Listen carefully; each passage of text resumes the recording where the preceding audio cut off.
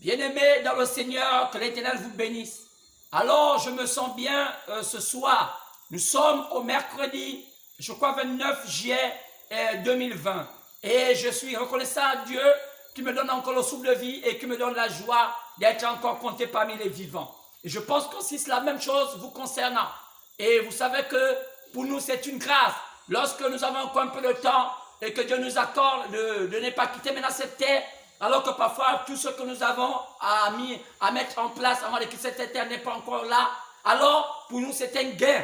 Et ce n'est pas pour nous le fait de dire que nous sommes meilleurs par rapport à X ou Y, mais simplement dire c'est une grâce pour nous de compter encore parmi ceux-là qui sont les vivants. Alors je pense que nous n'allons pas nous contenter seulement d'observer le temps que le Créateur Tout-Puissant nous donne d'être comptés parmi les vivants. On doit prendre cela comme un gain, comme un acquis pour pouvoir voir, observer s'il y a encore quelques problèmes ici et là, sinon concernant notre vie. Et pour que le jour où nous allons traverser ce long fleuve de la mort, alors que l'aiguillon de Satan va injecter notre corps inerte, ce corps plein de péchés, plein de saleté, alors nous devons être rassurés que le voyage entre les vivants et l'éternité, sinon, et les morts, c'est un voyage qui va se faire bien.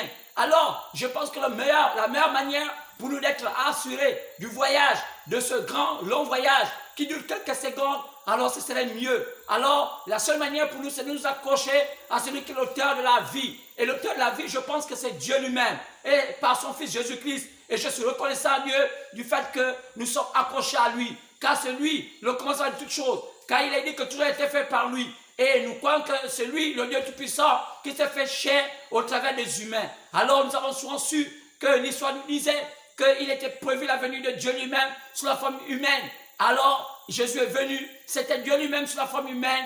Et je crois que par la grâce de Dieu, avant que nous partions de l'autre côté, alors qu'on a eu des gens qui nous ont précédés, alors nous voulons essayer de nous rassurer, ce voyage serait bien.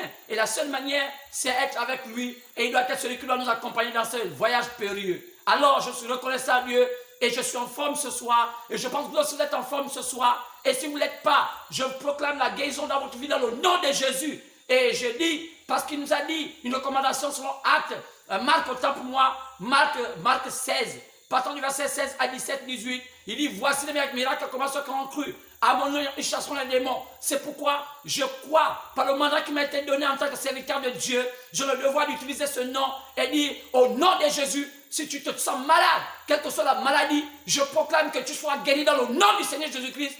Et il a dit, c'est poussé par le Saint-Esprit que les sons parlent de la part du Seigneur. C'est pourquoi je te poussais maintenant, je te poussais à déclarer la guérison dans ta vie. Peut-être que tu ne te sens pas bien, ça fait des années. Peut-être que tu ne te sens pas bien, ça fait quelques secondes. Peut-être que tu ne te sens pas bien, mais je te demande maintenant, si tu crois à ce que je suis en train de dire maintenant, je proclame la guérison dans ta vie dans le nom de Jésus-Christ. Alors, merci Seigneur, que je crois que tu l'as cru. Car il y a un qui n'a pas eu besoin qu'on le dise. Il y a un qui a seulement dit un mot. Et c'est cet homme-là qui était le geôlier et cet homme-là qui était le Romain.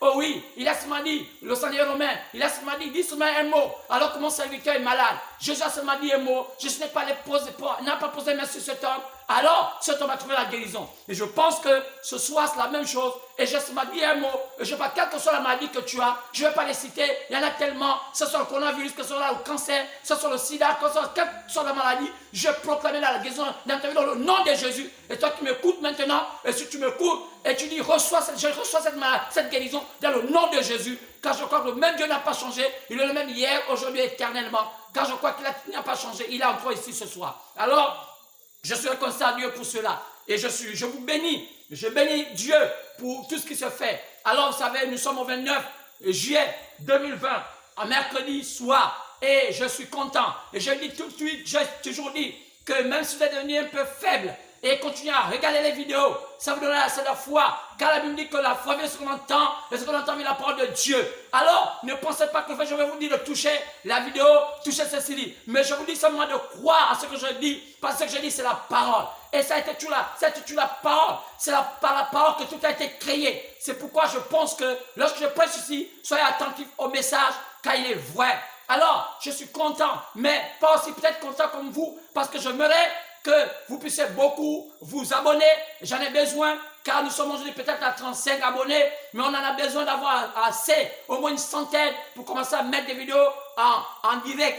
Alors, mais on attend toujours, même s'il y a un problème de crise financière, alors il faut savoir comment gérer votre argent. Il est important, parce que moi, je ne vous demande pas des millions, je ne donne rien, je vous demande simplement de croire à la parole. Et si vous êtes un chrétien, vous avez le devoir de payer votre dîme, vous avez le devoir de payer votre offrande. Et vous me direz, pasteur, mais il n'y a plus de croyance, il n'y a plus d'église. Mais oui, mais le fait qu'il y a un culte comme je le fais maintenant, c'est un culte. Vous avez le devoir de payer votre offrande, vous avez le devoir de payer votre dîme si vous avez un salaire. Alors un enfant ne doit pas être un chômeur.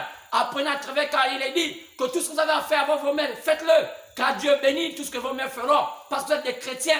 Un chrétien ou une chrétienne ne chôme pas. Il doit apprendre à travailler. Alors c'est normal. Alors abonnez-vous, abonnement. Et pour ceux-là qui contribuent parfois à ce que vous avez des vidéos toujours en ligne, alors faites-le toujours, ne vous découragez pas, envoyez tout ce que vous pouvez envoyer, faites l'effort, parce que je sens que ce n'est pas facile pour vous, et vous êtes là, vous êtes en train de tâtonner, parfois vous avez, non, essayez de faire, Dieu pourvoira, Dieu n'a pas changé, il est le même hier, aujourd'hui, éternellement. Alors, contribuez toujours à ce que vos vidéos puissent bénir les frères, bénir les sœurs dans le monde entier, partant de l'Asie, de l'Europe, de l'Océanie, de l'Amérique et même de l'Afrique. Et je bénis tous ceux qui suivent mes vidéos.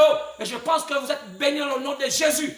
Alors, j'ai toujours dit cela, comme je suis averti des activistes gabonais, comme des activistes africains, par rapport à certains domaines qu'ils ne maîtrisent pas. Et vous savez, c'est un peu dommage, parce qu'aujourd'hui, nous allons dans tous les sens. Et aujourd'hui, chacun est prédicateur de n'importe quoi et n'importe qui. Et chacun croit n'importe quoi et n'importe qui. Alors, c'est pourquoi, aujourd'hui, je vais aborder un sujet extraordinaire. Un sujet qui va peut-être toucher votre âme. Et beaucoup m'ont demandé qu'ils avaient besoin de ce sujet.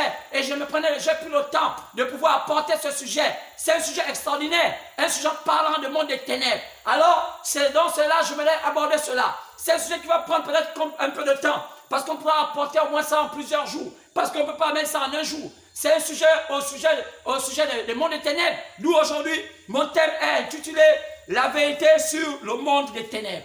La vérité sur le monde des ténèbres. Alors, vous voyez, j'essaie de parcourir beaucoup de messages et de témoignages dans Facebook comme dans YouTube, parlant du monde des ténèbres.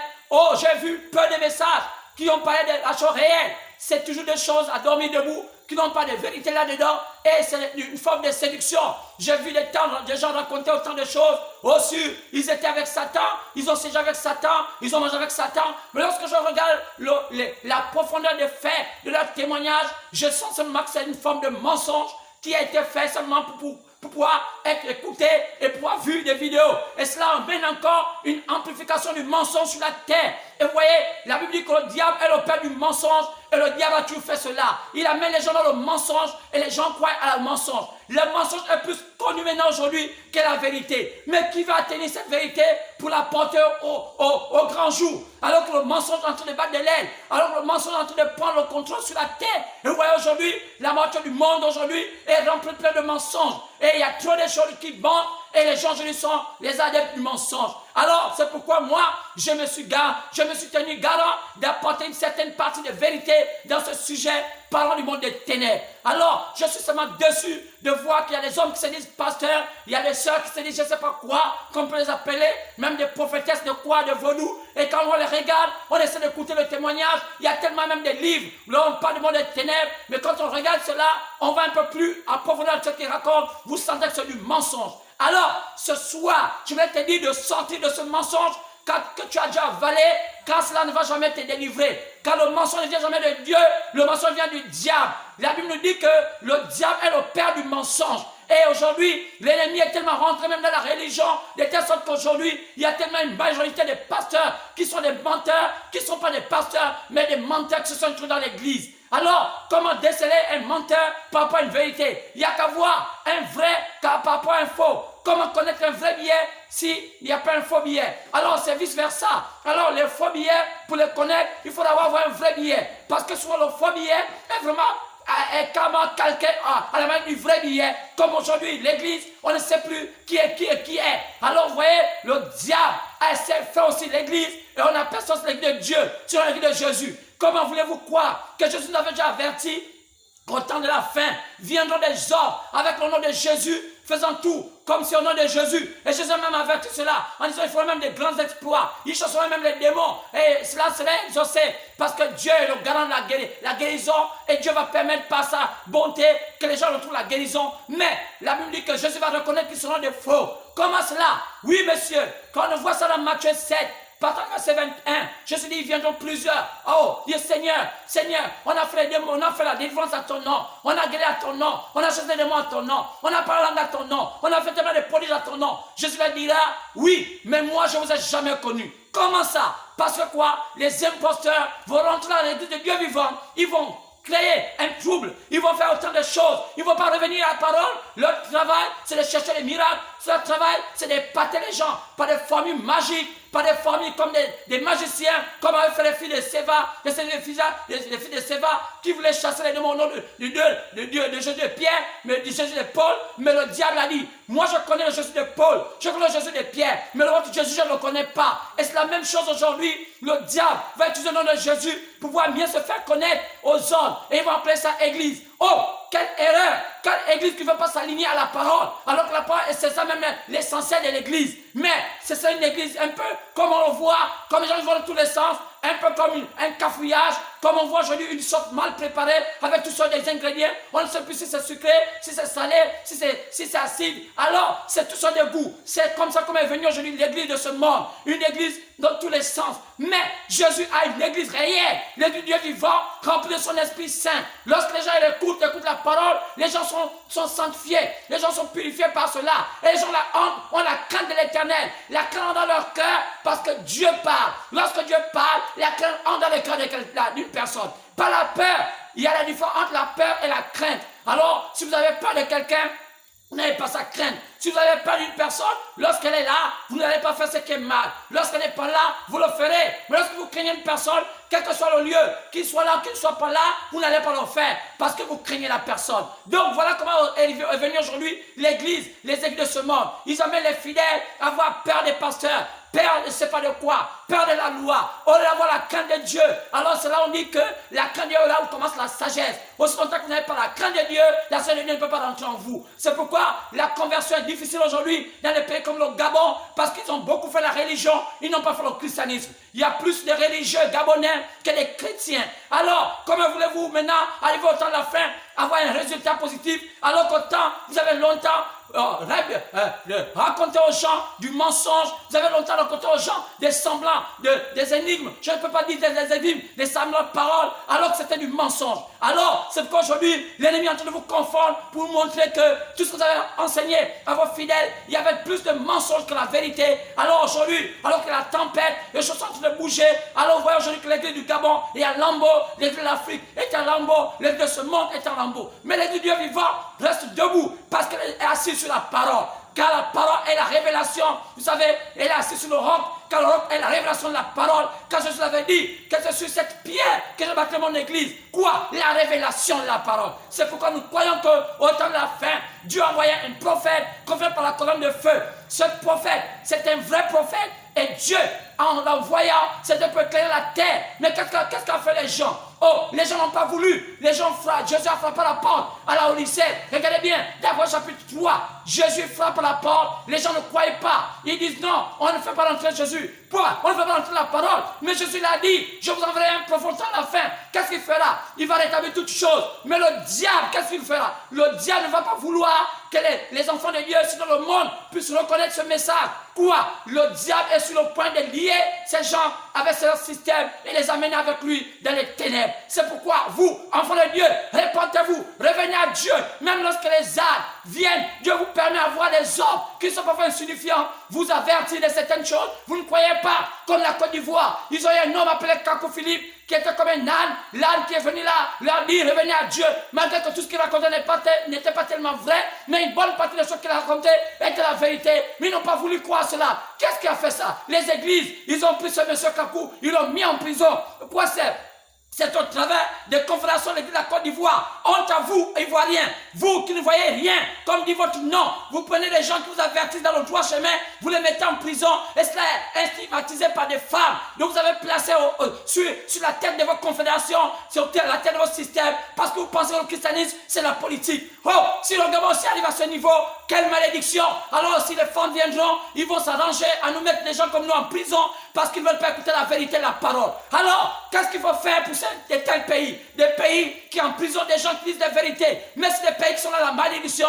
Et ce qu'on attend de ce pays, c'est l'enfer. C'est pourquoi Ivoiriens, revenez à Dieu. Oh, ne mettez pas en prison ceux qui sont prêts à vous avertir du droit chemin.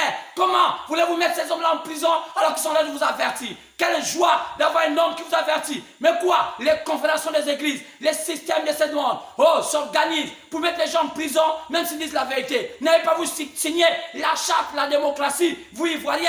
Alors, je pense que ces mêmes esprits ne vont pas arriver au Gabon, alors que je pense qu'aujourd'hui, on doit laisser les gens parfois dire ce qu'ils pensent dans leur cœur, aussi longtemps qu'ils respectent les droits. Alors c'est cela. C'est pourquoi aujourd'hui, je remercie l'Éternel. Jusqu'aujourd'hui, j'essaie de prêcher librement dans ce pays, même quand nous sentons que parfois, il arrive que les gens ne veulent pas croire cette parole, les gens n'arrivent pas à croire ce que je dis, mais oh, le fait qu'ils manigancent aussi parfois, qu'ils me mettent en prison pour dire que c'est un faux pasteur, oh, c'est ça ce qui est malheureux, parce que je pense que le diable a toujours fait la même chose. Comme il a suscité Jézabel, il a aussi suscité toutes des femmes aux mêmes esprits pour pouvoir mettre la parole en prison. Quoi? On ne peut pas emprisonner la parole parce que c'est la vie, c'est la même chose. Jamais quelqu'un va emprisonner la parole. On a tué Jésus, la parole est revenue à la vie. C'est pourquoi c'est la même chose. Alors, qu'est-ce qu'on va parler aujourd'hui? La vérité. Quoi? Toute la vérité sur le monde des ténèbres.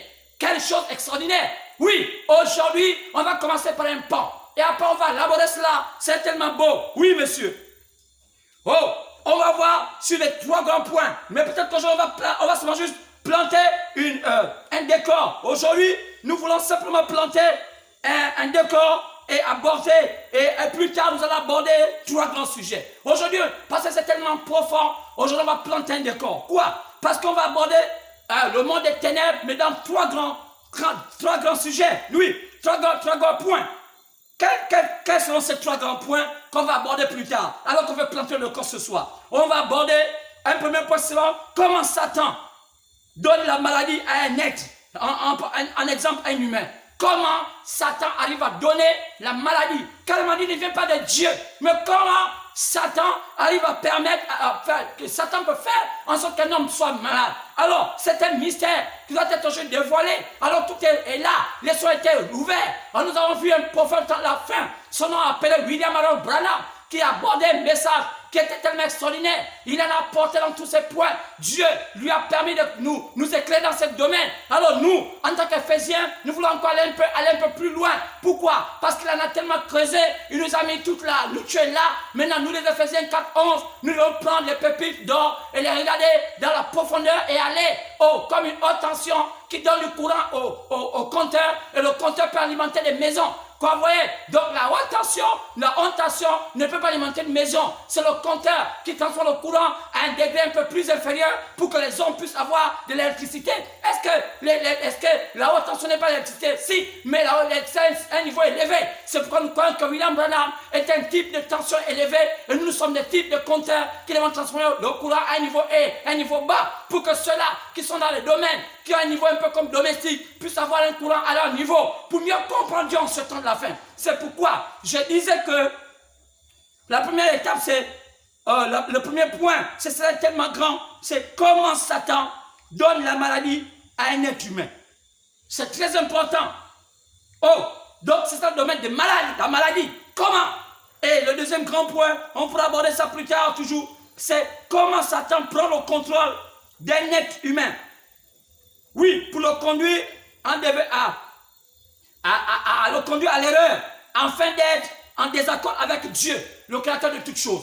Comment Satan prend le contrôle d'un être humain pour l'induire en erreur, afin d'être en désaccord avec le Dieu créateur de toutes choses.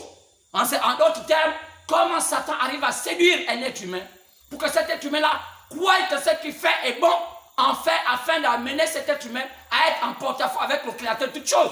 Ça, c'est très important. Et la troisième chose, la plus importante, on va aussi voir comment Satan produit un acteur. Comment Satan lui-même produit un acteur à vie. Un acteur à vie. C'est-à-dire que depuis sa jeunesse jusqu'à la fin de sa vie sur terre, il travaille pour Satan. Et là, c'est très important parce qu'il y a trop de confusion. J'ai entendu même un homme qui racontait les histoires de mes debout, qui disait un jour, un pasteur gabonais qui est parmi les plus grands pasteurs côté de ce pays. Mais chaque fois, quand je vois ce monsieur, il a une bonne éloquence, mais je pense qu'il lui manque encore quelques rudiments au sujet de connaître la parole de Dieu. Celle qu'il est côté au Gabon, elle est reconnue comme un grand pasteur dans cette spécialité des esprits, du monde des ténèbres. Mais je pense qu'il lui manque encore d'aller quelque part comprendre ces choses, parce que je crois qu'il a appris quelques déductions venant de sa province ou bien venant de sa tradition, mais ce n'est pas cela tout. Non, il faut que vous soyez à côté de celui qui connaît ce genre de choses. Sinon, vous allez perdre des gens qui disaient comme ça, oh, je croyais, je vais prendre juste le paraphraser. Il pourrait dire, vous savez, on n'est pas sorcier, on le devient. Quelle erreur! Est-ce que lui-même peut réfléchir dans ce qu'il raconte? Oh, comment vous allez devenir sorcier? Est-ce que c'est d'abord ce qu'on appelle le véritable mot, l'étymologie du mot sorcellerie? D'où vient ce mot sorcellerie? Quand on parle de l'étymologie du mot. Donc, quand on va à la profondeur, quelle est vraiment la véritable signification du mot sorcellerie? Lorsqu'on parle, il y avait une véritable signification du mot sorcellerie, on ne peut pas se prévaloir, ou bien on ne peut pas s'amuser à dire qu'on devient sorcier. Il y a problème. Alors, donc, je vous l'ai dit, donc le troisième point, le plus élevé, c'est comment Satan produit ses acteurs à vie. Ces acteurs à vie. Donc, c'est des gens, depuis leur naissance jusqu'à leur mort, ils travaillent pour Satan. Comment Satan produit ce genre d'acteurs sur la terre? Pourquoi? Pour encadrer. Pour encadrer et faire accomplir sa volonté sur la terre. Le rôle de ces hommes-là, que Satan produit comme acteurs, leur rôle, c'est d'encadrer le système de Satan pour faire accomplir la volonté de Satan sur la terre. Ceux-là, ils sont des acteurs à vie de Satan. Et on peut avoir des exemples comme ça. Il y en a eu plusieurs. Judas était un acteur à vie de Satan. Judas était un acteur à vie de Satan. On peut citer plusieurs personnes qui étaient des acteurs à vie de Satan. Goliath était un acteur à vie de Satan. À vie de Satan. Oui, monsieur.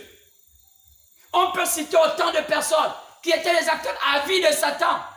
Oh, Saül. Oh, je peux dire. Oh, il y en a eu tellement. Oh, je peut-être pas. Mais je vais. La reine de. Comment on l'appelle? La sorcière d'Andorre. Elle était. Ça, c'est dans la Bible. Une actrice à vie de Satan. Donc, il y a des acteurs et des actrices à vie de Satan. Leur rôle, c'est d'encadrer et de faire accomplir la volonté de Satan sur la terre. Maintenant, comment les connaître? Alors là, arrêtons de nous amuser. C'est tellement essentiel. C'est des choses qu'on ne joue pas avec. Mais oui, monsieur. Quand on écoute les balivernes, des gens venir raconter des choses qu'ils ne maîtrisent pas. Oh, moi je le dis, c'est mes pasteurs. Mais vous le dites maintenant, sur quelle base? Mais j'ai eu la grâce, moi, quand j'étais jeune. J'ai cette grâce. Oh, j'ai une jeunesse pas comme les autres. J'ai été initié depuis mon bas âge dans les traditions du Gabon, dans plusieurs traditions. Oh, peut-être que les gens ne connaissent pas. Je connais presque toutes les traditions du Gabon, partant de Mouiri, de Bouiti, de tout ça de Bouiti, jusqu'au Koukoué, et au Lombo, l'Onjobi, tout ce qu'on fait au Gabon. Et j'essaie de côtoyer quelques personnes qui étaient dans le Melan et tout cela. Et l'Ondende, toutes ces choses-là. Mais j'en ai côtoyé même un monsieur qui était dans le Vaudou. On en a discuté, on en a parlé. Mais quand je vois ces gens, aujourd'hui, vous savez, un aveugle ne peut pas sortir notre aveugle de trous. C'est pas possible. Il faut des gens assermentés, des gens remplis de l'esprit. On n'apprend pas cela dans les écoles théologiques. On n'apprend pas ça sur les choses dans les écoles bibliques. Ces choses-là, ce sont les gens qui sont investis d'un pouvoir de Dieu, un pouvoir divin, à qui Dieu donne la possibilité d'éclairer son peuple. Regardez tous ces hommes à qui Dieu a toujours appelé. Regardez comment Dieu les a préparés. Comment Dieu a préparé Jean-Baptiste. Comment il a préparé Jésus-Christ lui-même. Comment il a préparé autant de hommes. Élie, Élisée, toutes ces personnes qui étaient les vrais serviteurs de Dieu. Les ouins, qu'est-ce qu'il a fait? Comment il a préparé Paul. Il envoie en Arabie. Oui, mais on n'apprend pas ce genre dans les écoles théologiques. On n'apprend pas dans les écoles. Comment on voit genre des diplômes. Un docteur ceci, un docteur ceci. Non! Cela a été révélé par le Saint-Esprit. Dieu vous prépare, il vous amène un endroit, il vous isole, et il vous prépare, jusqu'à ce qu'il vous dise, sortez là. Comment Dieu a préparé Moïse? 40 ans avec Pharaon, 40 ans au désert. Comment voulez-vous encore croire ces gens de choses? Voilà le résultat des églises aujourd'hui. C'est ça qui vous démontre aujourd'hui. Qu'est-ce que je vous ai dit la fois dernière? Il y a un signe qui montrera que nous sommes arrivés au temps où la véritable église doit sortir des systèmes. Quoi? Lorsque vous allez voir l'iniquité des Amoréens atteindre leur comble.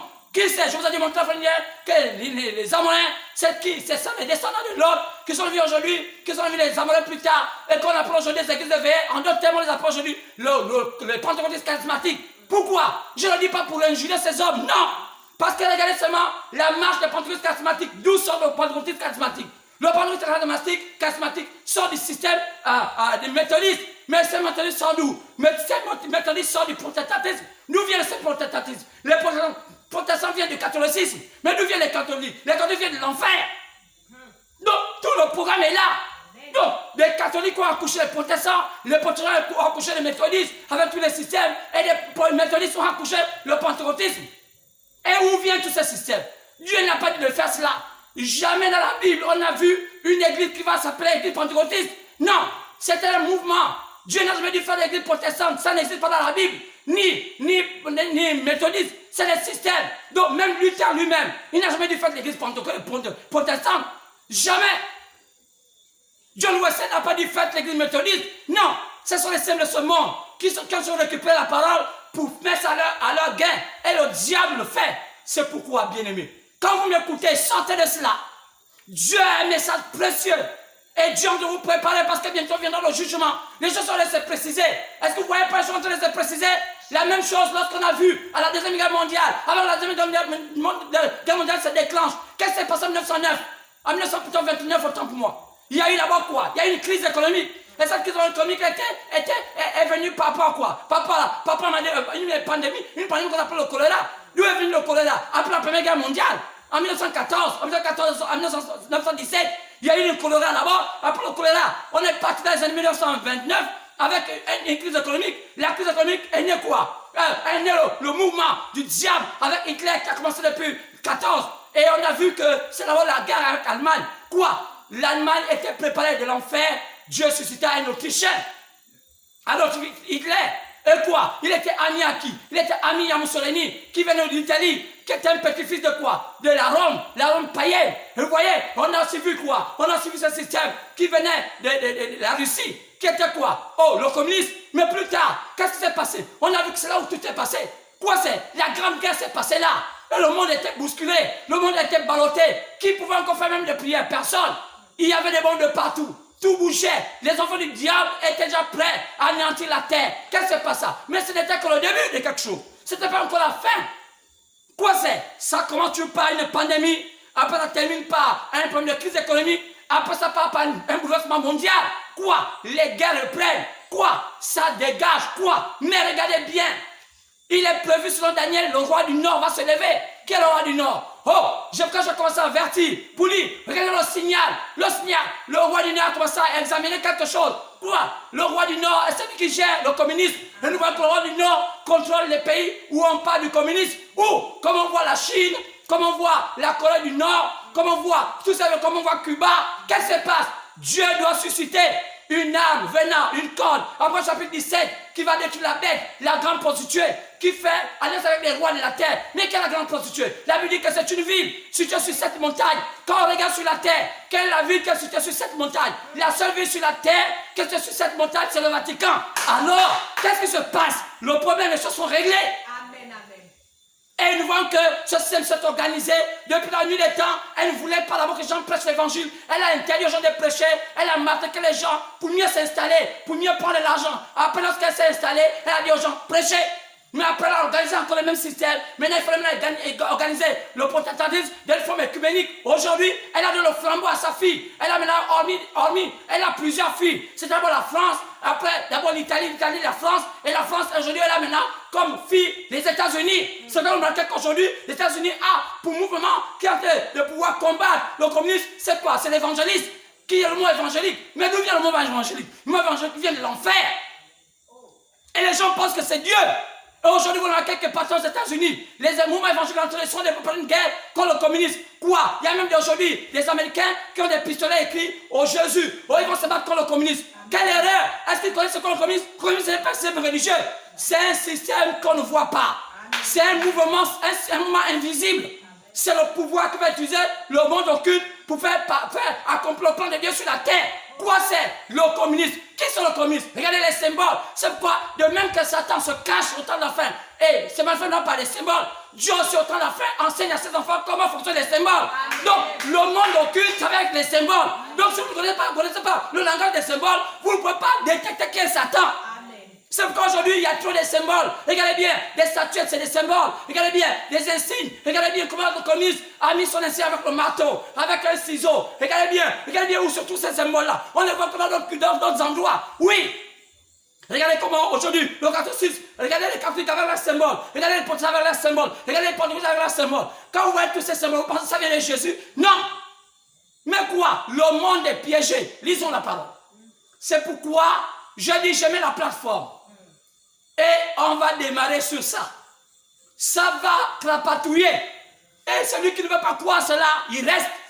Car c'est la vérité demeure la vérité. Et celui qui ne veut pas croire la vérité reste dans son ignorance. Il mourra dans son ignorance. Mais Dieu a vraiment fait un travail. Il a vraiment soutenu un serviteur qui vous a averti. Dieu a toujours fait cela avant de vous juger. Dieu ne juge jamais quelqu'un s'il avertit par rapport au préalable.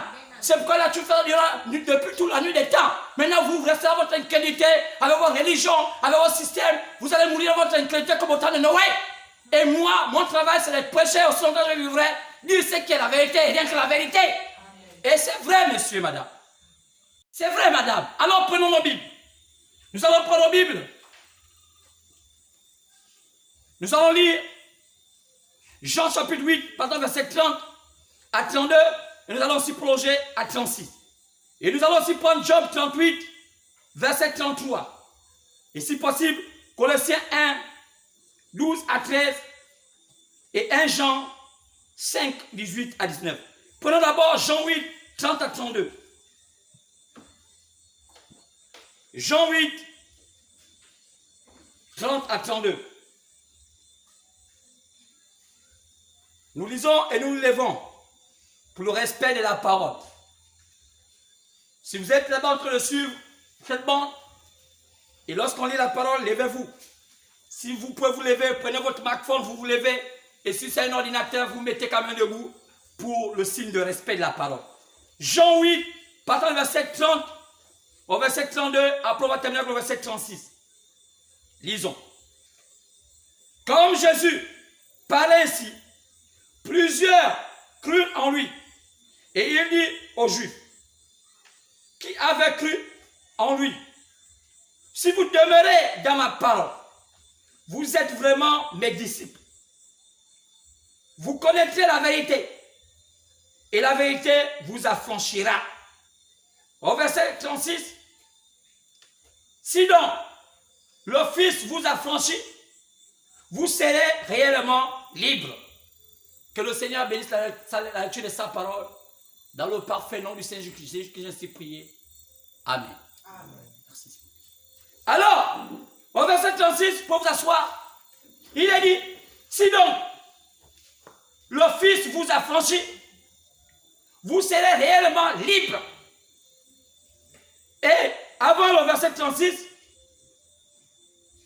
au verset 32, il dit, vous connaîtrez la vérité et la vérité vous affranchira. C'est quoi un homme affranchi? Être affranchi. Le contraire d'être affranchi, c'est être esclave. Lorsque quelqu'un est un esclave, il n'est pas affranchi. Maintenant, il y a plusieurs pans lorsqu'on parle de l'esclavage. Aujourd'hui, lorsqu'on parle d'esclavage ici, dans la Bible, on parle de l'esclavage de ton âme, l'esclavage de tes pensées, l'esclavage de tout ce qui te comporte, car l'homme a l'image de ses pensées. Si aujourd'hui, vous êtes dans le monde flou, dans le mal, c'est parce que vos pensées sont captivées dans le monde flou. Alors, comment faire pour s'en sortir?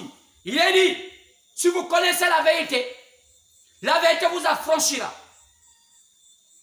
Cette vérité-là, lorsqu'elle vous affranchira, elle vous rendra réellement libre. Libre de quoi?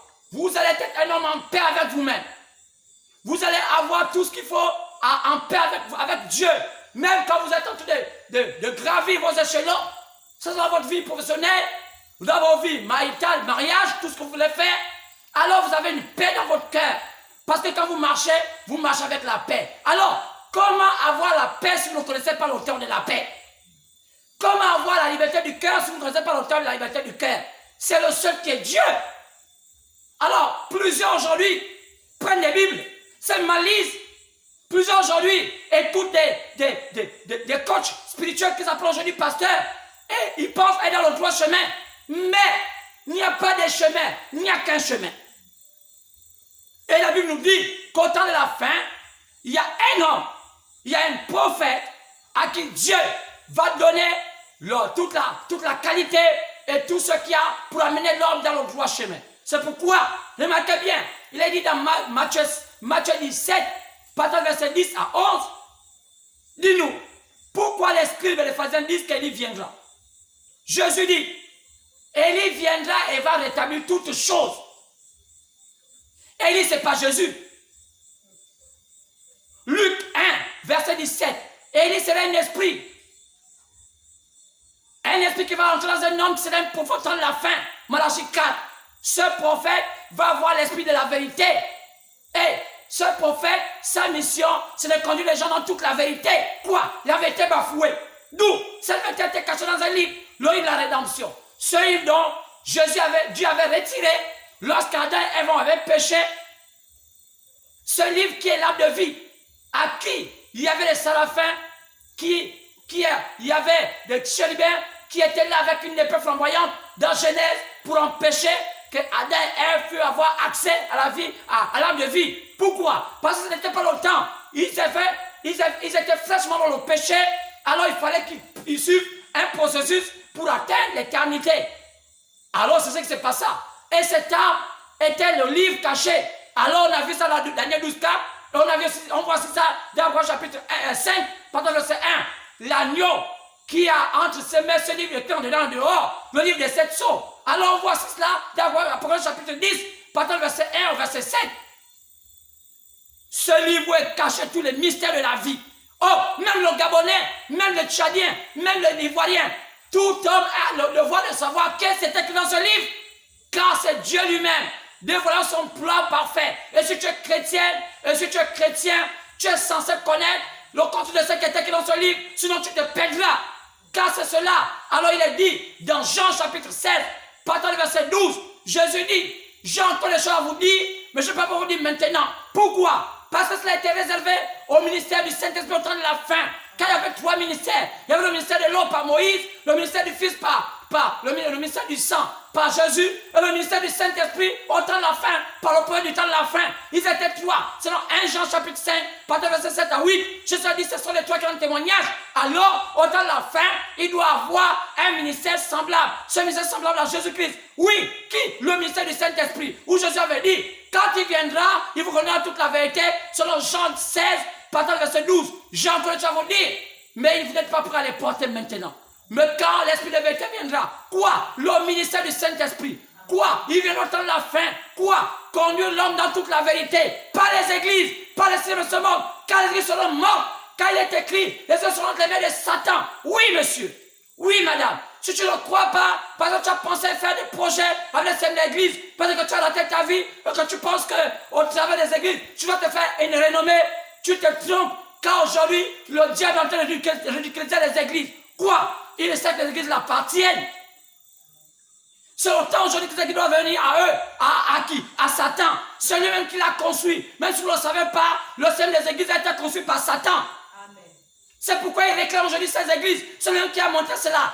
Tout système religieux, c'est Satan qui l'a conçu. Et Satan a le devoir de réclamer ce qui lui appartient. Et c'est vrai. Amen. Jésus un jour, il était après son baptême, il est allé au désert. Il a été tenté pendant 40 jours, 40 nuits. Qu'est-ce qui se passe? Les gens qui connaissent lire la Bible, ils savent que lorsque Jésus a quitté Jean-Baptiste, il a été tenté au désert pendant 40 jours, 40 nuits. Qu'est-ce qui s'est passé? Satan lui a dit, si tu m'adores, je donne tout ce qui est sur la terre. Lisez la Bible. Jésus n'a jamais dit non. Au fait que Satan l'avait dit que ce qui était sur la terre appartenait. Mais qu'est-ce qui était sur la terre qui appartenait à Satan? Pas les arbres, pas les pierres, mais le système n'a été à lui. Amen, amen, amen. Quoi? Le système de ce monde appartenait à Satan. C'est l'homme qui l'a bâti. C'est qu'on l'appelle le grand bâtisseur. Amen. Qui est le grand bâtisseur de ce monde que nous voyons? Satan lui-même, avec toute la philosophie qu'on voit, tout ce qu'on voit, toute la technologie. Satan, quoi? Amena l'homme petit à petit dans les ténèbres. Et les gens pensent, ok, pourront s'en sortir. Non, ce cosmos ici appartient à Satan. Ce monde ici appartient à Satan. Je parle du cosmos, je parle du système.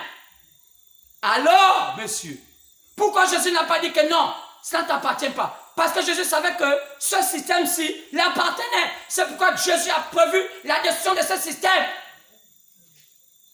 Après le chapitre 20, ce monde sera détruit.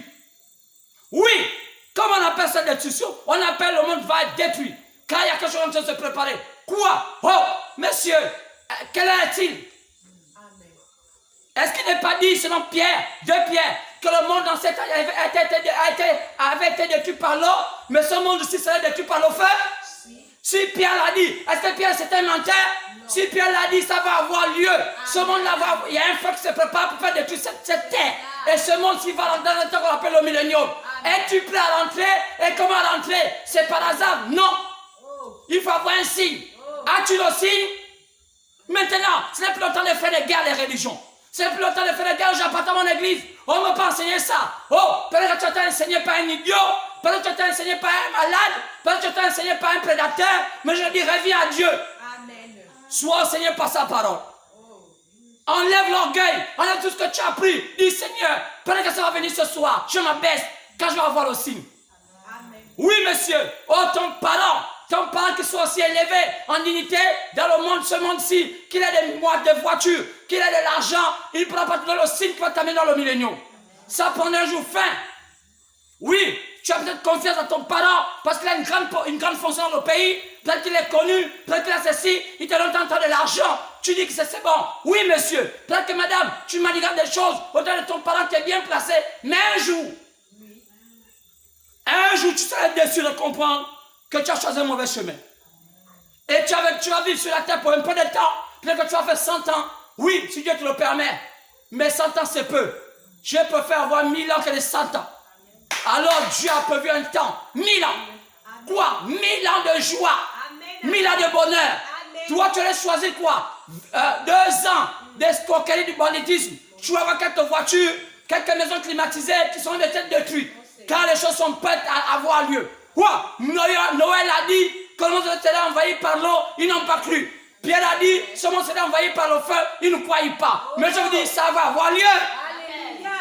Car c'est la parole n'a jamais failli. Quand un prophète parle, c'est Dieu qui a parlé. Amen. Ce monde-ci est sur le point d'être détruit par le feu. Oui, monsieur. Es-tu chrétienne? Crois-tu à ça?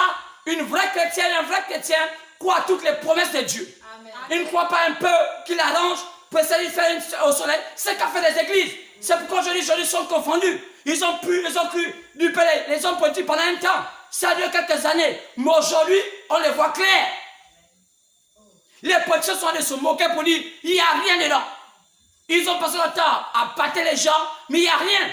Par leurs femmes, ils ont laissé leurs femmes venir dans vos églises. Ils ont laissé leurs hommes venir dans vos églises. Où est le changement? Rien. Quoi? Les mêmes personnes s'adonnent aux choses comme les païens. Quoi? L'église de ce monde n'a pas changé les gens. Ça met les gens dans la ruse, dans l'arrogance et la malice. Mais le vrai Saint-Esprit n'est pas dans vos cœurs pour que vous ayez un cœur sincère. Et vous avez accouché quoi? Accoucher des délinquants, des femmes et des hommes qui sont des délinquants, qui sont prêts à faire ce qui est mal. Et ils appellent ça Jésus. Et essaient de se laver le cerveau, la conscience. Par quoi? Par les louanges et par des prédications venant de gauche à droite, pensant que cela Dieu va les agréer. Monsieur, c'est une erreur. Laver ta conscience par une prédication qui vient de par-ci par-là, ou bien une louange que tu écoutes par-ci tous les jours, ça ne va jamais t'amener au ciel. Car l'acte social se fait par le baptême du Saint-Esprit. Et le baptême du Saint-Esprit se fait par un nom sérieux. Quoi? Justification, sanctification, baptême du Saint-Esprit. Tu ne fais pas, Dieu ne peut pas t'agréer. Quels que soient tes bons usages, quelle que soit ta manière de faire, tu dois avoir la rencontre avec le feu, la rencontre avec l'Esprit Saint. Sinon, jamais tu seras agréable à Dieu. Même les apôtres ont fait quoi? Ils sont là à la chambre haute. Quoi? Rencontrer le feu. Et pourtant, ils avaient écouté Jésus. Mais il fallait leur propre expérience avec Dieu. Oui, monsieur. Oui, madame. Tu m'écoutes ce soir. Dis, Seigneur, l'orgueil sortira de moi maintenant. L'orgueil sort de moi maintenant. J'ai envie de connaître un vrai Dieu. J'ai envie d'avoir, ce baptême de feu. Oh, que je me roule et je reconnais que c'est moi. Oh, je me sens infidèle. Je me sens indigne. Car le salut est proche. Si maintenant ça se passe cette nuit, qu'est-ce qui va se passer dans ta vie? Oh, c'est comme celui du temps de Noé. Je frapperai à la porte. Oh, ouvre-nous Noé. Ouvre-nous Noé. Noé dit, c'est pas moi qui ai fermé. Combien de temps est-ce au Gabon? Oh, je vous dis, le vétéran du Gabon a commencé dans les années 1984. Peut-être que vous ne connaissez pas cela. Je dis, je plante le décor. Et on va rentrer plus tard. 84, oui. 1984, regardez bien. Quand on essaie de voir comment la lumière a traversé depuis l'Orient, passant au nord, descendant vers l'ouest et puis remonter. Regardez bien. 7, 7, 7, 7. Et on a vu le réveil américain a pris fin en 1956. Oui, 1956, le réveil américain était terminé. On ajoute encore 7, plus 7. Quand on ajoute plus 7, on se rend compte que quelque chose s'est passé en 1963. Quoi c'est? L'ouverture des 7 sceaux. Quoi? La fin de la Pentecôte. Oh, le jubilé de la Pentecôte. Quelque chose s'est passé parce que le prophète de la fin devait être à l'ouest comme avait dit Jésus. Selon Actes chapitre 24, plutôt Matthieu 24, pardon, verset 27. Quoi? L'éclair partait de l'Orient pour se monter à l'Occident. Quoi? La même lumière qui était avec Jésus en Orient, donc en Israël, c'est la même lumière qui devait être aussi aux États-Unis. C'est pourquoi les hommes de lumière qu'on appelle aujourd'hui, qu'on vous appelle autrement, vous avez des hommes qu'on appelle les hommes de lumière, sinon on vous appelle les francs-maçons, mais moi je les appelle les hommes de lumière. Alors, s'ils sont un type de mages, ont vu la lumière venir. Ils ont mis dans le biais américain qu'une lumière naîtrait aux États-Unis par au-dessus d'une pyramide. Quoi? C'est le type du voyant. 1 Samuel 9:9. Oui, un prophète devait naître aux États-Unis. Comme avait dit Jésus-Christ lui-même. L'éclair par l'Orient se montant à l'Occident. Quel est l'Occident? L'Occident, c'est l'ouest du monde. C'est l'Amérique. Alors, la lumière est descendue aux États-Unis et ils n'ont pas compris cela. Commencez à compter. La lumière commence à faire aussi l'Afrique. Parce que quoi? Les premiers pays africains ont eu l'indépendance naturelle dans les années 1950 et quelques. On a vu comme l'Égypte, comme le Libéria, tout ce monde-là, comme le Ghana. C'est-à-dire que le début de quelque chose. Mais il va voir l'indépendance quoi? L'indépendance c'est de l'Esprit de Dieu. Quoi? L'entrée du Saint-Esprit dans le continent américain. Plutôt africain. Alors, regardez bien, nous le Gabon, on a attendu cela. On a vu beaucoup de séminaristes, on a vu les protestants venir, les barakas. On a aussi vu quoi? On a aussi vu les catholiques venir. Comme on voit Saint-Michel, Sainte-Marie, mais cela n'a pas changé le Gabonais. Mais quelque chose est descendu au Gabon, quoi? En 1984, comptons les temps. 7, 7, 7, 7. Tous les 7 ans, quelque chose se passe sur la terre, mais l'homme est ignorant. Oui, monsieur. Regardez plus 7. Plus 7. 7, quand on fait 10, on prend 7, donc en 1970, la lumière continue à marcher, et on prend encore 7. 1977, regardez bien, dans les années 77, on a eu un boom pétrolier. Quoi? Car le naturel est là, le spirituel forcément doit suivre. Parce que chaque fois que le naturel précède dans un pays, ce pays devient prospère. Même l'Amérique, lorsque l'Amérique a commencé à être prospère avant le réveil, regardez, il y a eu un boom pétrolier là-bas, c'est un pays de rêve. Mais il faut aussi ça doit être suivi par la parole. Amen. Quoi? C'est qu'on a vu qu'il y a eu des grands hommes qui sont nés aux États-Unis. Comme Abraham Lincoln, George Washington. Le pétrole, c'est un pays de rêve, le pays de lumière. Mais après, il va aussi avoir un grand prophète. Alors, regardez bien. Le Gabon aussi va commencer à dans la course. Parce qu'on était au sud. Oui, parce qu'on voit les 4 points cardinaux. On voit d'abord quoi? Il y a d'abord l'Est. Oui, l'Est, l'Orient. Oui, on peut dire. Après, on a le Nord. C'est l'Europe. Après, on a l'Ouest. C'est l'Amérique. Après, on a le Sud. C'est l'Afrique. Donc, l'Afrique est censée être le dernier bastion de la lumière. Où c'est?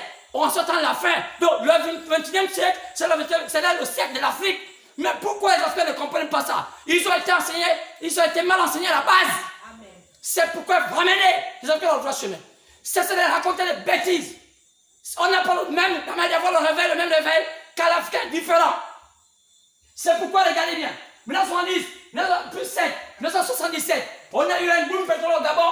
Regardez bien, en cette époque-là, on a vu notre président se faire initier à quoi?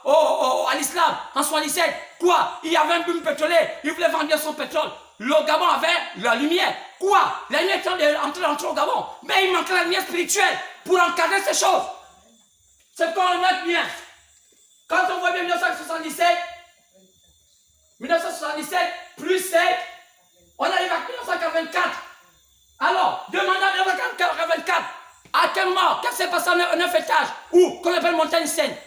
Qu'est-ce qui s'est passé? Quoi? Le pouvoir gabonais a reçu un message de William Branham par des brochures. C'était de quel baptême avez-vous été baptisé? L'entrée de Saint-Esprit au Gabon était arrivée. Quoi? Mais les vieux cocons, les vieux crocodiles ne voulaient pas lâcher la vieille religion protestante. Ils voulaient continuer à s'agripper parce qu'ils étaient bien cotés au niveau du pouvoir. Ils étaient toujours là avec des grosses robes comme des vieux corbeaux. Mais ils ne voulaient pas s'attacher à la parole. Qui a pris cela? Des jeunes gens. Des jeunes gens ont reçu cela. Ils ont lu. Ça stimule leur âme. Ça a le même réveil qui était à Sousa, qui a parcouru les États-Unis et descendu en Afrique. Quoi? Nous, le Gabon, on a eu en 1984. Lisez l'histoire. Quoi? Le réveil pentecôtiste. Quoi? Il fallait que l'église du Gabon se lève. La vraie église, remplie du Saint-Esprit. Le Saint-Esprit lui-même faisant le travail. Oui, monsieur. Mais regardez depuis là. Quand on essaie de compter 777, on dit que chaque fois qu'elle vient, il faut 50 ans à plonger certains. Mais après 84, oui, qu'est-ce qui s'est passé? On arrive à 85 et puis on essaie de regarder bien. Oh, on fait 50 ans. Oui, on peut faire 50 ans. 50 ans plus, donc on peut dire 50 ans. À quel moment? Parce que 50 ans plus 1. Parce que quand on regarde bien, on devait mettre ça à 85. Mais c'est 49. C'est quoi? C'est selon le jubilé. Quoi? Lévitique 25. Tout jubilé faisait 7 fois 7, 49 plus 1. Ça fait 50. Oui, monsieur. Alors c'est pourquoi on regarde bien. On a quoi? 4 ici. Et après on a 4 ici, on a ici 1, 2, on a combien? 30, et puis là, 2034. Et si on essaie d'arrondir, 2035. Donc 2 plus 1, 2035. Donc on peut se dire que le réveil du Gabon prendra fin 2035. Mais combien de temps reste-t-il alors que nous sommes déjà en 2020? Regardez bien, si on essaie de 2020, alors que nous sommes... Non, on doit arriver en 2035. Combien de temps reste-t-il au Gabon? Comptez. Quand on restez là, à passer votre temps, à lire la Bible, chantez les cantiques, vous rappelez votre vieille tradition africaine, vos vieilles traditions des parents, soit c'est du côté du sud, côté du nord, et vous dansez ça dans les églises, et vous pensez que le Saint-Esprit descendra. Non! Le Saint-Esprit descend par la parole. Aussi longtemps que vous ne croyez pas la parole, vous êtes perdus. Quelles que soient vos émotions, quelles que soient vos manières de faire, chantez Jésus, dansez Jésus. Il y a des peuples qui ont chanté Jésus, dansez Jésus, ils sont là en enfer. Ce n'est pas tout de chanter Jésus, danser Jésus. Le tout, c'est de connaître quelle est la vraie parole de Dieu en ce temps. Où alors le problème? Jean 6, comment faire la volonté de Dieu? Quoi? Celui que Dieu a envoyé. Quoi? La parole qui a signifié la terre. Le Gabon a eu son temps. Mais pourquoi on ne croit pas à ça? Le diable vous a impliqué dans les religions. Vous pensez que vous n'avez pas réussi dans les Nganga, vous n'avez pas réussi par la politique, vous pensez que par la religion vous allez réussir. Vous ne réussirez pas. C'est une erreur, monsieur. Quoi? 2035 vous attend. 2035. Oh, si on essaie d'enlever 2020 aujourd'hui. Oh, 2035. Si on enlève 2020. Si on enlève 2020, il laisse combien de temps? Donc, le Gabon a au moins 15 ans de repentance. 15 ans de se mettre à jour. 15 ans de bonheur. Vous n'avez que quelques douleurs qui vous attaquent aujourd'hui. Mais vous avez encore 15 ans. Oui, monsieur, c'est biblique. Daniel aussi a compté le temps en regardant le livre de Jérémie. Lisez l'histoire. C'est Dieu qui a regardé. Daniel a vu. Daniel a regardé le jour, a vu Jérémie. Et quand il a vu le livre de Jérémie, il a dit, il ne peut pas laisser comme ça. Il a regardé, il dit non. Jérémie a dit ceci. Jérémie a dit cela. Mais comme Jérémie avait dit, il a fait compter le temps. Il a dit non, pas question. Quand je compte le temps est venu de savoir à quel moment on devait être libéré de Babylone. Donc il a lu le livre de Jérémie. Lisez l'histoire. Daniel a lu le livre de Jérémie. En ce temps de la fin, on doit lire celui à qui Dieu a donné l'ainsi dit le Seigneur. Qu'est-ce qui se passe? On se détourne de Dieu. On veut se faire une popularité. Ça ne marchera pas. Vous serez embrigadés. Quoi? Samson, les Philistins sont à ta porte. Quoi? Gabon, les Philistins sont à ta porte. Les démons sont à ta porte. Comme les autres pays. Regardez les États-Unis. Vous pensez que c'est un pays béni? Non. Aujourd'hui, ils sont entre les mains de Satan. Ils vont tout droit lier. Quoi? Le diable est en train de préparer une fin horrible à ce pays. Oui, monsieur. Les États-Unis ont une fin horrible. La Bible le dit. C'est elle qui est l'image de la bête. Quoi? Le grand bison. Des petites cornes avec leur gueule qui gueule comme un lion. C'est une bête qu'on appelle le bison. C'est les symboles. Après chapitre 13. C'est pourquoi aujourd'hui, les États-Unis s'est approprié le protestantisme qu'on appelle aujourd'hui l'église évangélique. Et c'est cela. Qui sont aujourd'hui les pentecôtistes? Oui, ils appellent les églises évangéliques aux États-Unis. C'est le diable. Étant dans une religion, faisant peur aux gens qui ont le salut, alors qu'ils n'ont pas le salut. Satan te les embrigadés. L'auteur est venu. Quoi? Oh, on va libérer l'Amérique. Oh, regardez comment ça se passe. Vous voyez pas que ça va de mal en pire? Les homosexuels, des pasteurs américains. Regardez comment ils sont. Ils ont préféré faire des femmes pastoresses, des prophétesses. Ils ont imbibé le monde avec la pourriture des religions. Quoi? Qui vous a dit que les femmes devaient prêcher l'évangile? C'est votre pasteur. Non, les Américains ont empêché le monde avec leur fausse religion. Ce sont eux qui ont commencé à mettre les femmes derrière la chair. Quoi? Parce qu'une nation de femmes. Regardez leur symbole. Ils ont un aigle, mais qui a 13 flèches. Pourquoi certains n'avaient pas d'autres numéros? Pourquoi certains n'avaient pas, peut-être pourquoi pas 12 flèches? Pourquoi certains n'avaient pas, pourquoi pas 17 flèches? Pourquoi seulement 13? Parce que 13 symbolise le chiffre de la femme. Oui, monsieur. Dina, c'était la 13e des 12 tribus d'Israël. Israël avait 13 enfants. Dina n'était pas comptée. Elle était la 13e. Alors, c'était quoi? C'était la femme. Et en Israël, les femmes n'étaient pas comptées. Oui, monsieur. Regardez aussi le Gabon, la même chose. Le Gabon, peut-être, ce n'est pas le chiffre là. Mais nous, on a appris quoi? On a appris 9. 9, c'est le renversé de 6. 6, c'est quoi? Le chiffre de l'homme. Oui, monsieur. 6, c'est le chiffre de l'homme. Quand on voit 9, oh, 9, c'est un 6 renversé. Il n'y a qu'à voir 9. 9, c'est un 6 renversé. Parce que quand on compte 1, 2, 3, 4, 5. Même les jours s'arrêtent à 7 jours. Le 8e jour, c'est le commencement. Donc, on dit 1, 2, 3, 4, 5, 6, 7. 8. Quand on compte 8, c'est l'éternité. On revient à 0. Mais 9, c'est quoi? 9, c'est 6. C'est le chiffre de l'homme. Donc, aujourd'hui, le Gabon ne pourra pas être aussi tellement spirituel comme vous pensez. Quoi? Parce qu'il y a tellement de choses qu'il faut connaître de votre pays. Oui, monsieur. C'est pourquoi il faut qu'aujourd'hui, les hommes qui sont censés diriger le Gabon consultent des vrais loin pour comprendre quelle est la direction à prendre. Parce qu'il nous reste 15 ans. 15 ans de lumière. Après les 15 ans, le pays va forcément sombrer, messieurs. Il faut avoir des piliers pour soutenir ce pays. Parce qu'après 15 ans, le pays sombrera, forcément. Chaque pays a 50 ans de lumière. C'est pas moi qui le dis. C'est comment fonctionne dans le monde. Demandez aux scientifiques. Ils vont dire que tous les 50 ans, une lumière, c'est pas dans un pays. Après, le pays la sombre. Si nous, on a commencé les années 1984, sinon 1985, précisément, vous allez voir que 50 ans plus tard, donc c'est 2035. Donc, nous sommes encore. Donc, 2023, ce serait l'avant-dernière élection de lumière au Gabon.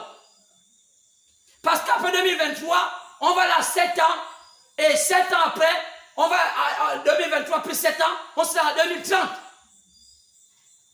2030, 7 ans plus tard, on sera à 2037. Donc, c'est le dernier septennat du président qui c'est dans la lumière. Donc, si on ne comprend pas ces choses, quand elle mentit au président, oh non, président, Dieu m'a dit comme ça, il y a une prophétie sur le Gabon. Non, consultez les hommes à qui Dieu a donné mandat de dire des choses. Monsieur, quelle heure est-il? Madame, quelle heure est-il? Prophète, quelle heure est-il? Je parle des prophètes gabonais, prophétesses, quelle heure est-il? Oui. C'est le temps de vous repentir, revenir à Dieu. Amen, amen. Ça ne va pas vous arranger de vous retrouver en enfer. Oh. Après autant de réprimande. Oh, monsieur. Oui, monsieur, je suis presque à la fin. J'ai dit que c'est le temps seulement de mettre la plateforme. Qu'est-ce que je voulais dire? Oh, regardons bien. 1 Jean chapitre 5, partant 18 à 19. 1 Jean. 1 Jean 5. 1 Jean 5, 18 à 19. Que dit cette Bible? Je parle ici de toute la vérité sur le monde des ténèbres. Toute la vérité sur le monde des ténèbres. 1 Jean 5, partant du verset 18 au verset 19.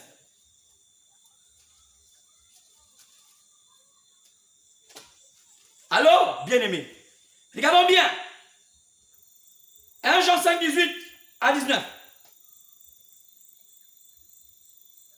Nous savons que quiconque est né de Dieu ne pêche point. Mais celui qui est né de Dieu se garde lui-même et le malin ne le touche pas. Nous savons que nous sommes de Dieu et que le monde entier est sous la puissance de Satan. Le monde entier, je parle du cosmos. Frère, quand la Bible le dit, ça ne ment pas. Le monde entier est sous la puissance du malin, donc du diable. Mais ce n'est pas moi, monsieur. Que dit la Bible? Selon Colossiens 1, verset 12 à 13. Colossiens 1, verset 12 à 13. Colossiens 1, verset 12 à 13. Écoutons. Colossiens 1, 12 à 13. Rendez grâce au Père qui vous a rendu capable d'avoir part à l'héritage des saints dans la lumière, qui nous a délivrés de la puissance des ténèbres, nous a transportés dans le royaume du Fils de son amour. Frère, rendons grâce à Dieu. Rendons grâce à Dieu qui nous a transportés dans ça. On était fini. On était fini, bien-aimés. Oh, est-ce que tu peux écouter cela? Et dis, Seigneur, qu'est-ce qui m'arrive? Bien sûr, il n'y a que deux pouvoirs qui gèrent le monde, ou deux puissances. Soit celui du Créateur de toutes choses, qui est Dieu, qui est Dieu, qu'on appelle aussi Jéhovah, Elohim, on appelle aussi Jésus-Christ. Ou sinon, on n'a que l'autre on appelle qui? On appelle Satan, on appelle même Lucifer, ange de lumière, l'arbre de la connaissance bien du mal. Quoi? On appelle aussi le serpent ancien, on appelle le dragon, le diable. Oui, messieurs, soit tu es sous l'emprise de cette puissance, ou tu es sous l'emprise de l'autre, ou de l'un ou l'autre. Soit c'est de Dieu, soit de Satan. Oui, monsieur. Oui, monsieur. Donc, soit tu es sur l'un ou l'autre. Mais aujourd'hui, nous voulons éclairer l'opinion sur la vérité. Sur la vérité. Parlant du monde des ténèbres. Aujourd'hui, nous voulons nous accentuer sur le monde des ténèbres. Comment fonctionne-t-il? Lorsque nous parlons du monde, c'est le cosmos. Ce n'est pas les arbres et tout ça, non. Le cosmos, le système qui gère tout ce système de ce monde. Oui, la politique, l'armée, la religion, toutes ces choses, l'économie. Oui, Lucifer est le maître. Pas la nature, pas les animaux, pas les arbres, pas les eaux, pas des métaux, pas des pierres précieuses, etc. Mais nous parlons du système, du cosmos. Mais l'influence, mais on parle de l'influence que subit toute la nature. Cette influence, c'est ce qu'on appelle le pouvoir. Le monde subit quelle influence? De Dieu ou de Satan? Puisqu'on dit que le monde entier est sous la puissance du diable. Donc, la Bible confirme que le monde est sous l'influence du cosmos du diable. Donc, le monde est sous l'influence du diable. Oui, messieurs. Donc, l'influence qui peut faire subir, c'est lui qui impacte la vie de tout un chacun physiquement. Quelle est l'influence qui impacte la vie de tout un chacun sur la terre physiquement? La Bible dit que c'est lui du diable.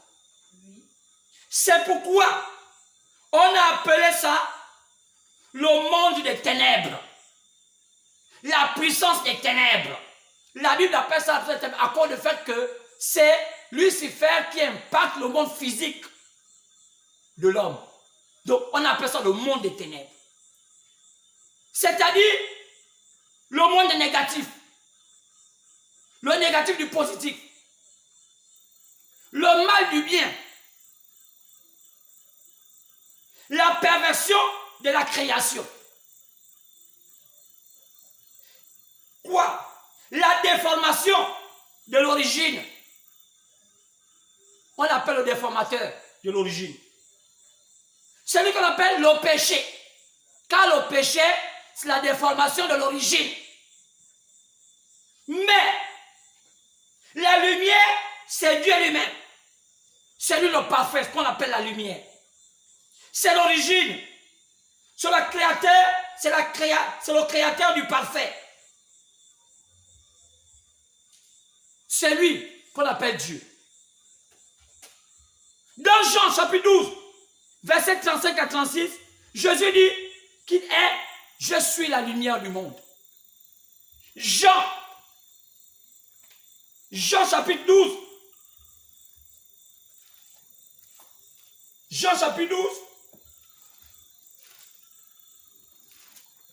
Jean 12.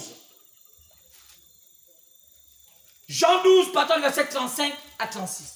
Écoutez ce que Jésus dit. Jean 12, 35 à 36. Jésus va se lisser en disant qui il est.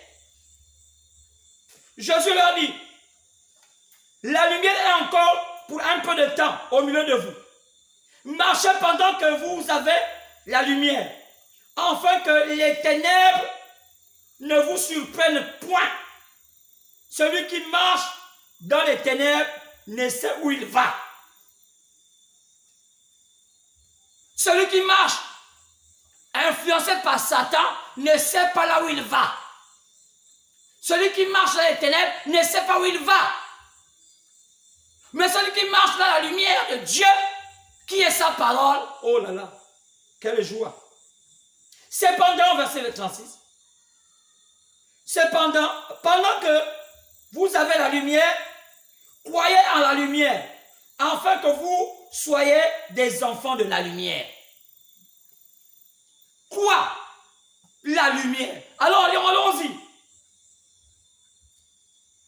Jean 14, verset 6 à 14. Jean 14, 6 à 14. Écoutez, Jésus lui dit, je suis le chemin, la vérité et la vie. Nul ne vient au Père que par moi. Si vous me connaissez, vous connaissez aussi le Père. Et dès maintenant, vous connaissez que vous l'avez vu. Philippe lui dit, Seigneur, montre-nous le Père, cela nous suffit. Jésus lui dit, il y a si longtemps que je suis avec vous, c'est moi le Père, Philippe. Et que tu ne m'as pas connu, Philippe, celui qui m'a vu a vu le Père. Comment dis-tu, montre-nous le Père? Ne crois-tu pas que je suis dans le Père et que le Père est en moi? Je ne suis que la porte et moi là c'est moi le Père. Oh là là. C'est exactement ça. Beaucoup de gens ne savent pas. Qui était ce Branham? Dieu utilisant un prophète sans la fin pour éclairer les nations qui étaient les ténèbres. Un homme comme nous, Jésus descendait en lui comme un esprit, révélait ce que le monde attendait pour amener l'homme à Dieu. Mais l'homme, dans son incrédulité, ne veut pas croire à cela. Jésus, le Seigneur Jésus dit, dans Jean 17, 17, qu'est-ce qu'il dit? Comment voulez-vous vous sanctifier? Il dit, un homme ne peut se sanctifier que par la parole de Dieu. Lisons Jean 17, 17. Sanctifie-les par ta vérité. Ta parole est la vérité. Quoi? La vérité sanctifie l'homme. La vérité affranchit. C'est pourquoi je prêche aujourd'hui le message en disant toute la vérité sur le monde des ténèbres. Pour qu'on puisse sortir de ça. Il y a trop de magouilleurs, il y a trop de menteurs qui sont assis sur les ponts des connaisseurs, des pasteurs, mais qui vous induisent en erreur. Quoi? Jean 5, Matthieu 5, partant verset 14, que dit la Bible? Jean 5, plutôt Matthieu 5. Matthieu 5. Matthieu 5. Partons du verset 14. Que dit la Bible? Vous êtes la lumière du monde. Qui? Les enfants de Dieu. Ils sont la lumière du monde. Une ville située sur une montagne ne peut être cachée. Quoi? Les enfants de Dieu doivent revêtir la lumière. Ils sont la lumière du monde. Quand le monde c'est dans les ténèbres, qui va éclairer la terre? Les enfants de Dieu. Mais avec quoi? Pas les déductions des églises, pas les déductions de ce monde, pas les philosophies humaines, pas les théologies humaines. Oh non, en grec, ça veut dire kérias. En grec, ça veut dire le rema. En grec, ça veut dire le shiva. Tcha le rema. Ça sont les déductions humaines. Tcha le rema, tcha le logos, tcha ceci. En grec, ça veut dire que le kérias. Oh! L'église est tombée bas avec des philosophies humaines. L'esprit n'est plus là. Oui, monsieur. C'est l'invisible qui contrôle le visible. Je dis ça sur les trois rayons de l'homme. La chair, l'esprit et l'âme. C'est ton esprit qui détermine comment sont les actes que tu vas poser. Mais ton esprit est influencé par quoi? Par qui? Deux choses. Soit c'est Dieu, soit c'est le diable. Pourquoi tu ne te convertis pas? Mais qu'est-ce que tu as avalé? Ton pasteur t'a appris quoi? C'est l'invisible qui contrôle le visible. L'esprit qui contrôle le corps. Mais tous les jours, tous ces jours-ci, nous allons faire l'effort d'explorer tous les compartiments du monde des ténèbres. Il faut qu'on explore ça pour commencer à être clair dans ces choses-là. Comment Satan travaille. Oui, commençons à connaître les mots et les noms que comporte le monde des ténèbres. Quels sont les mots qu'il utilise souvent? Et ces noms. Vous l'entendez? On va parler aussi on parle dans le mot là, il y a le mot la dimension. C'est quoi la dimension? Une dimension. C'est quoi la divinité? C'est quoi un archange? C'est quoi les anges? C'est quoi les démons? C'est quoi les damnés? Oh! Les noms, quels sont les noms? Les noms qui représentent souvent des animaux. Que veut dire ces noms-là? Le lion qui rugit. Le diable comme un lion qui rugit. Oh non, j'ai vu un symbole l'ours. Oh, j'ai vu le léopard. Oh, j'ai vu le dragon. Oh, j'ai vu le serpent. Oh, j'ai vu le léviathan. Tout cela, que veut dire ces choses? Oh là là. Il n'y a que 7 dimensions dans le processus de la vie. Et la 7e dimension, c'est Dieu qui est assis là-bas. La première dimension, on a la lumière. La deuxième, on a la matière. La troisième, on a le temps. Et après le temps, on a les ondes. Après les ondes, on a là où se trouve le démon, le diable, les damnés. Après les damnés, on a la 7e dimension. Après la 7e dimension, on a la 7e où se trouve Dieu. Monsieur, madame, comment fonctionne cette dimension-là et comment elles ont un impact sur la terre? Oh! Monsieur, madame, cesse d'écouter le mensonge. La dimension des ténèbres, qui est la dimension des damnés, remonte par une vapeur dans les ondes et atteint la terre. C'est ce qui te donne les idées de faire le mal. C'est ce qui te donne les idées de tromper ton mari. C'est ce qui te donne les idées de jeter le mari. C'est ce qui te donne les idées d'aller dans tous les sens. Pourquoi? Parce que le Saint-Esprit n'a pas canalisé ton esprit. C'est pourquoi le Dieu a programmé le Saint-Esprit pour canaliser nos esprits. Amen. Si tu n'as pas le Saint-Esprit, quelles que soient les prières que tu vas faire, quelles que soient les réunions de prière, quelles que soient ce que tu vas faire, ça ne marchera pas. Amen. Et le Saint-Esprit descend sur un chef-d'œuvre. Le Saint-Esprit descend sur lorsque la mécanique est bien positionnée. Quoi? Ta vie est-il de l'évangile? Oh là là. C'est là le problème, messieurs. C'est là, qu'est-ce que tu écoutes? Je te dis qui tu es. Tu écoutes quoi? Oui, monsieur. C'est à la 5e dimension, là où est situé Satan. Et quoi? Et son pouvoir. Oh, et qui? Et quoi? Et toute son équipe, qu'on appelle les anges. Qu'on appelle quoi? Les anges déchus. Qui ont été chassés. Ce sont eux, appelés quoi? Les démons. Chaque démon a un rôle à jouer pour atteindre l'objectif de Satan sur la terre. Regardez Marie Madala, elle avait 7.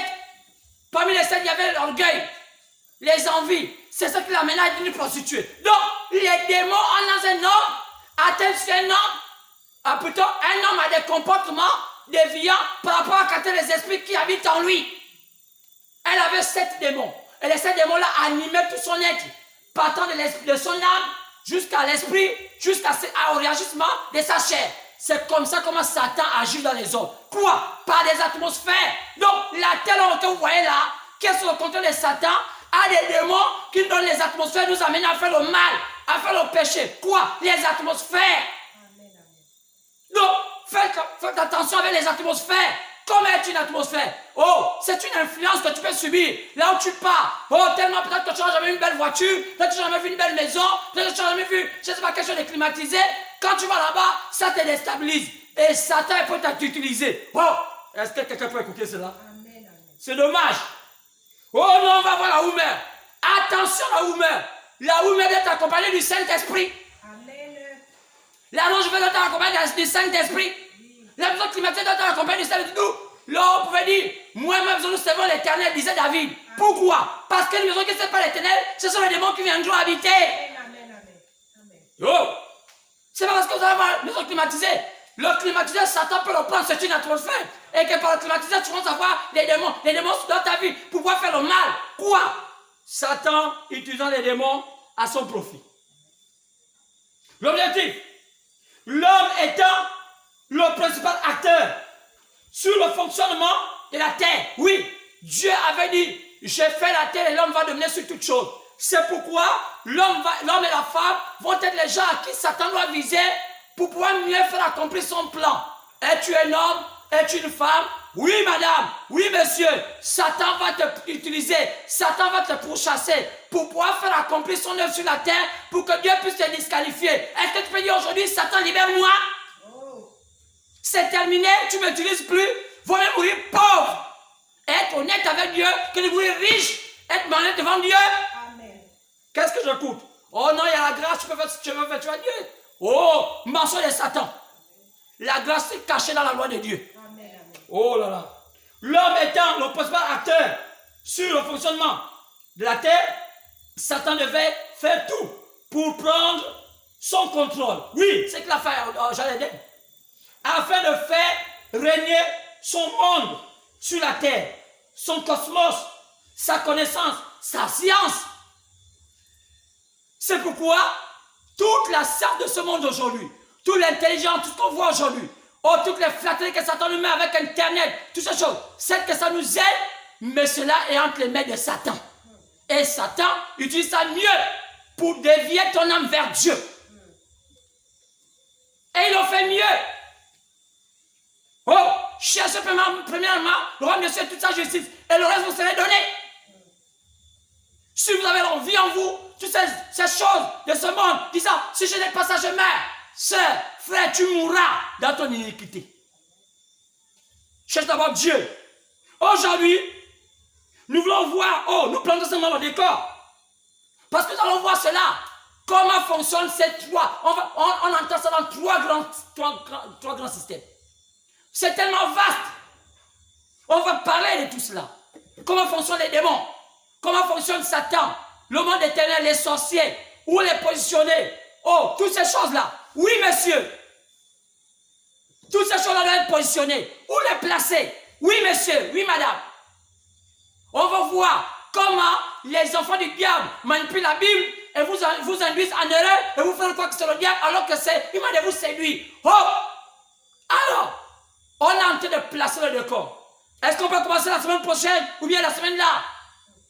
Mais vendredi, avec comment Satan donne la maladie à un être humain, ou bien on peut commencer par comment Satan prend le contrôle d'un être humain pour l'induire en erreur, afin d'être désagréable envers Dieu. Est-ce qu'on peut prendre aussi, pourquoi pas, comment Satan produit des acteurs à vie, donc pour toujours. sur la terre pour encadrer et faire accomplir son plan sur la terre? Est-ce qu'on va prendre l'un ou l'autre? Car c'est des plantes très riches. Nous, je vous ai fait comprendre que quand on vous dit que non, quelqu'un devient sorcier, c'est faux. Parce qu'on ne sait pas ce qu'on appelle sorcier. Quand quelqu'un est sous le contrôle du diable et que c'est un enfant de Dieu, il n'est pas un sorcier. Il est sous l'esprit, il est sous l'impulsion d'un esprit séducteur qui l'induit en erreur. Mais il n'est pas sorcier. Un enfant de Dieu n'est jamais sorcier. Oui, monsieur, ne confondez pas tout. Allez dans l'origine du mot sorcier. C'est quoi un sorcier? Un enfant de Dieu n'est pas un démon. C'est pas possible. Parce que sorcier est équivalent des démons. Peut-être vous ne connaissez pas l'étymologie du mot sorcier. Sorcier veut dire un démon. Un enfant de Dieu, quel que soit ce qu'il fait, même si c'est l'emprise du diable, il n'est pas un sorcier. C'est un enfant de Dieu, mais sous l'emprise du diable. On dit, et le diable le conduit, donc le séduit. Et il pose un acte mauvais. Mais ce n'est pas un démon. Mais un démon ne se répand jamais. Parce qu'en lui, sa nature, c'est un démon. Oh! Erreur, pasteur, revenez. Lisez vos Bibles. Lisez bien vos Bibles. Il y a un problème en vous. Vous avez été mal enseigné et vous avez pensé être pasteur. Le temps est venu où toute la lumière doit être éclairée, toute la parole doit être éclairée. Vous connaîtrez la vérité vous affranchira et vous rendra libre. Vous serez affranchis des chaînes de Satan. Pourquoi continues-tu à chercher les hommes? Les copains s'envoient un mari. Comment ça se fait? C'est quoi un mari de nuit? Femme de nuit? Qui vous a plongé femme de mari de nuit? Est-ce que c'est vraiment ça? Ou bien c'est juste une encyclopédie qui a été fabriquée par des pasteurs pour que ça soit comme un peu, comme c'était l'ordonnance que les médecins donnent aujourd'hui dans les hôpitaux? Oui, monsieur. Allez dans toutes les églises. Mari de nuit, femme de nuit. Ça dépend du pays. Au Gabon, dit Mumba, tu as le Mumba Yano, tu as le je ne sais pas comment on appelle ça. Donc, chacun de nous ici, les églises ont fabriqué. Pourquoi? Pour mieux avoir le contrôle sur des maboules qui ne comprennent pas les choses. Mais aujourd'hui, sois-en sûr, toute la vérité sur le monde des ténèbres. Rien que la vérité. On pourra peut-être donner prêter seulement. Je le jure, rien que la vérité sur tout le monde des ténèbres. On doit dépouiller ça. Vous allez comprendre comment les pasteurs sont investis de Satan sans même... Oh oui, un homme prêchant l'évangile, mais c'est Satan qui lui prêche. Tu m'appartiens, prêche pour Dieu, c'est son manière. Et ils sont là, ils ont le zèle, ils prospèrent, ils ont les belles voitures. Mais Satan les prenait en otage. Oh mon Dieu. Oh, es-tu sur ce contrôle-là? Alors, on se retrouve vendredi. Dieu voulant. Ça va encore crapatouiller. Les démons vont trembler parce que quand je prêche, même la lumière tremble. Même l'électricité tremble. Les démons savent, au Gabon, ils savent qu'il y a une lumière. C'est pourquoi beaucoup de gens ne me suivent pas. Parce que lorsque ça sort là, ils sont déjà habitués peut-être les séductions des pasteurs un peu comme les efféminés. Ils sont là, un peu dans les belles églises climatisées. Ou bien je ne sais pas, je ne les envie pas. Mais je dis seulement comment on les séduit, les Gabonaises et les Gabonais. Et ils sont un peu efféminés. Et vous voyez, on les appelle, ils ont un peu le charisme. Quel charisme? Le vrai charisme, c'est un homme baptisé du Saint-Esprit. Alors, on se retrouve que vendredi. Câblez-vous et dites que vendredi, on sera encore ici. Suivez cela. Dites aux autres qui n'ont pas encore écouté. Il y a la lumière. On n'a que 15 ans pour le Gabon. Que Dieu vous bénisse.